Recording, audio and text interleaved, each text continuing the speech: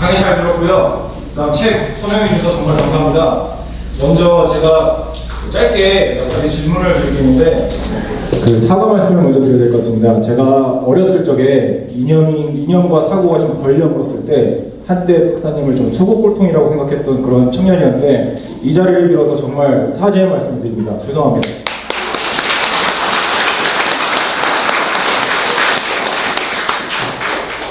일단 저는 책을 위주로 해서 질문을 드릴 건데요. 제 경력상에 저도 박사님처럼 보병 장교 경력 근무가 있습니다. 그래서 책을 보면은 참 주옥 같은 그런 글들을 많이 적어주셨는데 뭐 여러분께서도 잘 읽으셨겠지만 164페이지에 보면은 내일의 싸움은 지휘관이 오늘을 무엇을 생각하고 준비했느냐에 따라 판가름이 난다. 저는 이 구절을 보고 정말 만약에 제가 이 책을 소위나 중2 때 읽었으면은 아마 제 군생활이 달라지지 않았을까 하는 생각이 듭니다.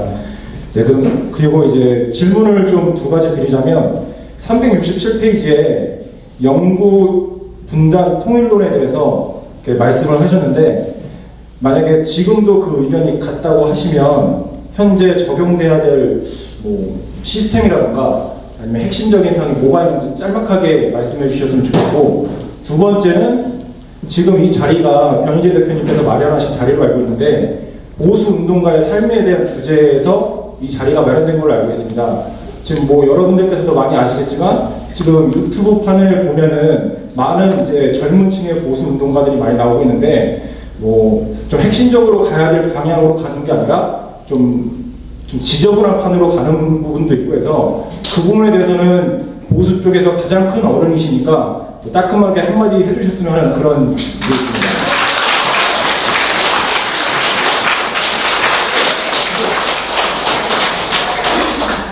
제가 1996년도에 자작나무라고 하는 출판사에서 통일의 지름길은 영구 분단이다 이런 제목으로 이제 책을 썼습니다. 아니 영구 분단인데 어떻게 통일의 지름길이야 영구 분단이? 많은 사람들이 영구 분단하고 통일하고는 정반대인데 어떻게 그 지름길이 영구 분단이냐 이런 파라독스가 어디에 있느냐. 근데 그거를 그 책을 읽은 사람들 중에서 이제 그 한국일보 부장급 여성 부장이 이제 일요일 날 그 책을 갖고 나와서 이제 설명을 하는데 이거 어떻게 이렇게 생각을 신사고를 할 수 있느냐 그래가지고 책을 아주 높이 이렇게 평가를 하더라고요. 그게 무슨 얘기냐 하면은 제 얘기는 그래요. 이게 6.25가 끝난 지 뭐 몇십 년이 됐는데 그동안에 남에서도 통일을 하고 외치면 북한에서 긴장을 하고 북한에서 통일하고 외치면 통일 당할까봐 남한에서 긴장을 한다. 그럼 한반도에서는 통일의 목소리를 키우면 키울수록의 긴장만 고조되는 것이 아니냐. 우리가 생각을 해보자. 자, 아버지가 이 땅덩이를 두고 이제 죽었는데, 죽기 전에, 땅덩이를 두고 죽는데, 만일에 아버지가 죽기 전에 이 땅덩이를 반으로 딱 갈라서 요건 내 거, 요건 내 거 해가지고 등기를 딱 해줘서 주면은 생전 안 싸우고 잘 살아. 평화적으로 잘 살아. 근데 이거를 같이 주고, 야, 둘이 아주 공평하게 나눠서 가져라. 사이좋게 해라. 그럼 둘 중에 하나는 죽어야 돼. 그죠? 네? 이게 통일인 거예요, 이게 땅덩이를 놓고 북에서는 북한이 갖겠다고 남에서 남한이 갖겠다고 그러는 게, 아예 손을 그어놓고 이건 통일하기, 이건 못 먹는 음식이다 그래버리면은 평화롭게 카나다하고 미국처럼 왔다 갔다 지낸다고 비자 받아가지고. 또 저 말레이시아하고 싱가포르도 그렇고 비자 서로 통일하기 웃기 저거는 먹을 게 아니다 이렇게 딱 해놓으면은 이 평화가 유지된다고. 그 통일이 뭐냐? 통일 중에는 이제 두 가지가 있는 거예요. 하나는 이제 법률적인 통일이고 하나는 사실상의 통일이다.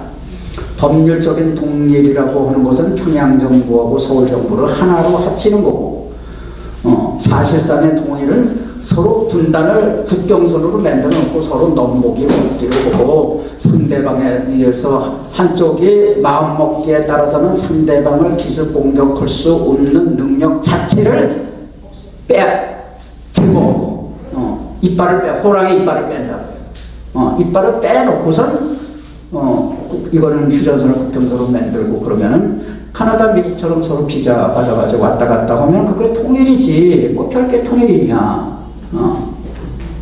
이런 얘기입니다. 그게. 이런 얘기인데 거기 그걸 김대중이가 엄청 좋아했어요.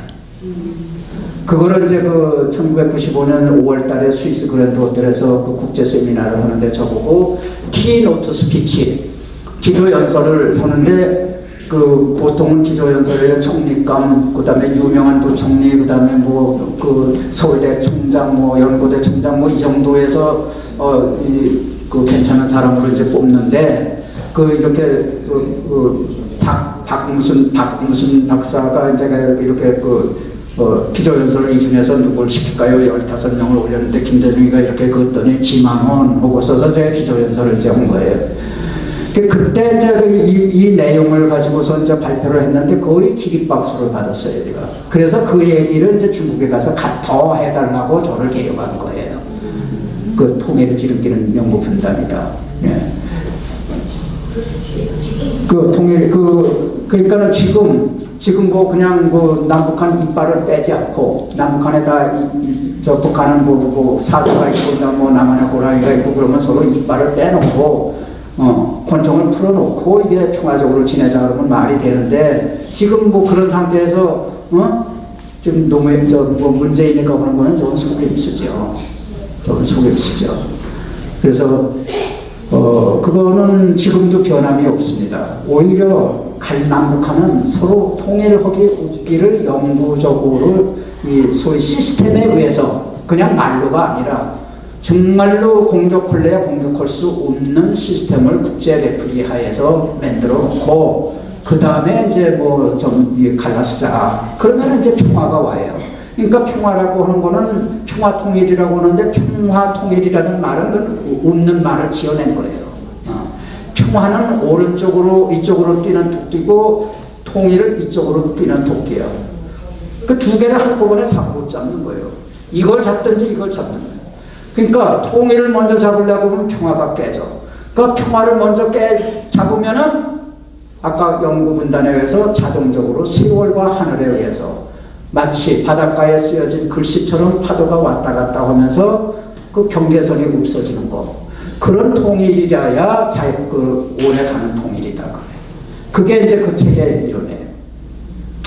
그 다음에 지금 5.18에 대해서 이제 어떤 청년이 이제 있는데 지난번에 보니까 얘기하는 걸 보니까 12.6도 12.12도 제가 써놓은 책을 분명히 읽었더라고. 읽고 제 책을 읽지 않으면 그런 말이 안 나와요. 그 책을 읽어서 야 이거 저 사람 꽤다 안경 까만 안경 이렇게 쓰고 젊은 사람인 것 같은데 근데 나중에 하는 소리가 무기를 무슨 북한군이 와서 털었느냐 그래요. 그럼 누가 털었느냐? 중앙정보부 요원이 그 털었다는 거야. 야, 응? 아니 중앙정보부 요원이 그때 그 대통령을 시해해가지고 그거 얼굴도 못 들고 있었는데 얼굴도 못 들고 그 큰 기구를 큰 기구가 왜 죽은 기구처럼 그렇게 아무 일도 못하고 있으니까 제기화가 야 전두환아 네가 가서 너 뺏기 그거 가서 조직을 일을 시켜야지 저렇게 가만 놔두면 되느냐. 그 죄인이 중앙정부가 죄인이 됐다고 대통령을 살해한 죄인이 됐다고. 그런데 중앙정보부 요원들이 그 광주에 가서 그 무기고를 털어요. 근데 또 어떤 사람은 또 청주유골이 그게 북한군이라고 그러는 거 거짓말이다 그래요. 나는 청주유골이 북한군일 것이라고 이제 아주 소위 아주 합리적인 예측을 판단을 그렇게 한 거지. 내가 그거 눈으로 본 것도 아니고. 그 왜 그러냐 하면은 거기 439가 거기에 이제 붙였는데 439가 어떻게 그게 언제 발견이 되냐면 2014년 4월 16일 날 세월호가 났잖아요. 5월 13일 날 이게 439가 발견이 된 거예요. 이게 옛날에는 아주 청주 시내에서 거리가 엄청 먼 곳이었는데 이제 자꾸 개발이 되다 보니까 거기에 축구공원을 한다고 도자가 이제 판 거예요. 파니까는 지하 1m 깊이의 넓은 운동장이 있는데 439의 시체가 그 유골이 있는데 그 시체가 어떻게 돼 있느냐 하면은 열과 오를 아주 대오를 딱 갖췄어. 갖춰놓고 이게 나무판의 규격이 아주 동일해. 나무판의 규격이. 그리고 비닐을 전부 쌌는데 단추한 게 없어. 그러니까 증거될 만한 게 하나도 없어. 단추 하나, 옷자락 하나 없어. 빨갛게 껴가지고 놓고 저 하얀 비닐로 감은 거예요. 그리고 거기에는 군번 쓰듯이 일련 번호가 전부 써져 있는 거예요. 그 1m 깊이니까 감회장한 거예요. 언제든지 파가려고. 그러면 이러한 방법으로 비닐로 싸는 방법으로 시체를 포장한 데는 오로지 광주밖에 없어. 그것도 439. 그러니까 그때 광주에서 막 더우니까는 막 진물이 송장물이 막 떨어지니까는 막 냄새 나잖아요. 역하잖아요. 그러니까 전부 이걸 그 하얀 비닐로 감은 거예요. 이게 없어. 이게 5월 13일 날 발굴이 됐는데 그 다음 날은 컨테이너 속에 다 들어간 거예요. 거기까지는 이제 방송인데 그 후에는 이제 좋은 소식이야. 근데 이제 메디컬 뉴스를 이제 보니까는 2014년 한 해에 이 충청북도, 청주가 충청북도잖아. 청주를 포함해서 충청북도 전체에서 화장된 무연고 유골이 18구밖에 없어. 그 조달본부에 가도 그 439면 그거를 화장을 하려고 그러면은 이제 그 업체에 이제 그걸 해야 될 거 아니에요. 입찰을 해야 될 거 아니에요. 그 입찰본부 조달본부 가서 찾아도 없어. 또 광주에 거기 가서 또 실제로 그 화장터에 가서 확인해도 화장한 거 없어. 또 그거를 화장하면 거기에 또 그 화장 시스템이 있는가 봐. 그 동네 유지들 뭐 해가지고 누가 뭐 위원장이고 뭐 있나 봐. 그 사람한테도 나 그 439 그런 건 나 거쳐간 적 없어. 단 한 구의 유골이라도 나 거치지 않고서는 화장이 안 돼. 그런 분이. 네.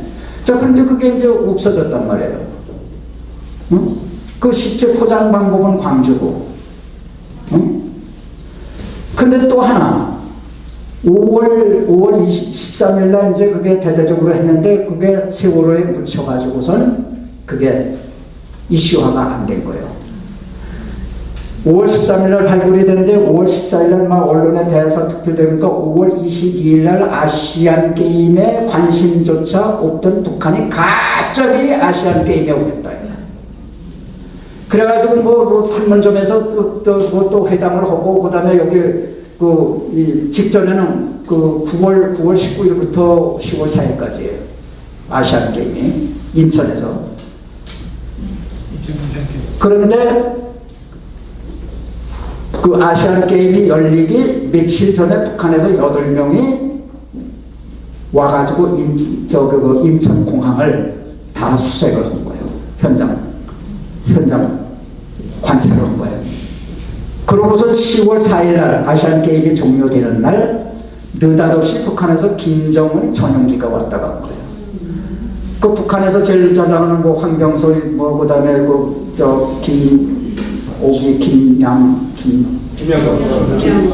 김양곤이 하고 그다음에 최룡이 하고 셋이 와가지고 아무 일 없이 와서 짠짠 오다가 시간이 되니까 갔단 말이에요. 저게 왜 왔다 갔을까 도대체가. 그게 수수께끼였다고요. 제가 아주 뭐 몇 년 동안 제가 수수께끼였다고. 그 나중에 가만히 보니까 이게 그 다음에 그거 10월 4일인데 8월 17일인가 북한에서 김대중 서거 5주년 기념이다 이렇게 해가지고 화환을 보낸다고 화환 받으러 오라고 그랬는데 거기에 박지원이가 갔고 김대중 아들이 갔고 그 다음에 임동원이 갔단 말이에요. 그 간첩 같은 놈들이 다 갔단 말이에요. 그러니까 거기에서 이거를 5.18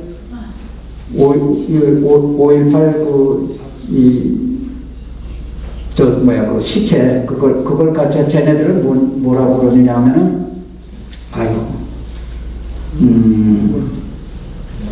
공화국용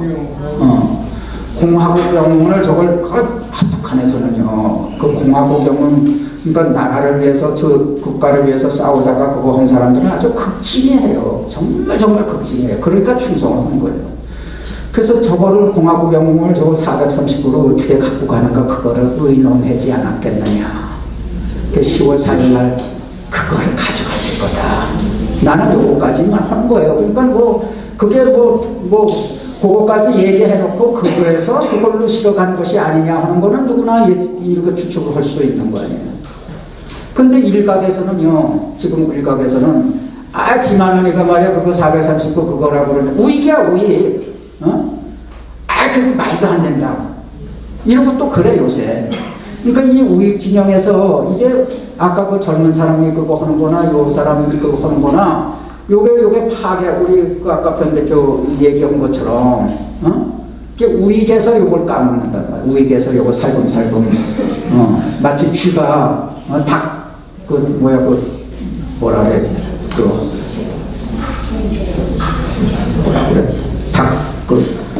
항문이라고 그래 뭐라고 그래 그거 갉아먹듯이 그 짓들을 하는 거예요. 그래서 그 전에 그 윤시호라고 아세요? 1945년에 돌아가신 분이 있어요. 참 위대한 인물이래요. 그분도 저놈들이 친일 발언제 매도를 했는데 그분이 미국 가서 공부도 하고 그 임금 왕의 이제 통역도 하고 그랬어요. 이승만하고 자웅을 겨룰 만큼 그 정도로 이제 그분도 똑똑했다. 그 당대에는 그랬다고 그래요. 그분이 이제 그 얘기한 게 있어요.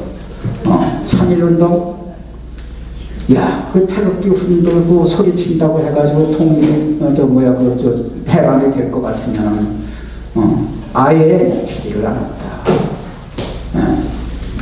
또 김구 그 변덕 가지고 일본 사람 간부들 몇 사람 죽였다고 해가지고 통일이 된다고 그러면은 해방이 된다고 그러면은 아체 당하지 않았지. 그러니까 이게 소리치고 이렇게 하는 거 그거는 제가 볼 때는 애국이 아니에요. 그거는 팬클럽이에요. 지 이익 챙기는 거예요. 팬클럽이요. 그러니까 우리가 해야 할 거는 국민을 학습시키는 거예요. 학습시키는 것이 계몽이에요. 계몽을 시키는 사람은 귀족이래야 돼요. 매너와 정신이 귀족이래야 돼요. 내가 여기 앉혀놓고 이제 그게 뭐지만 우리 변 대표도 이제 여기도 우리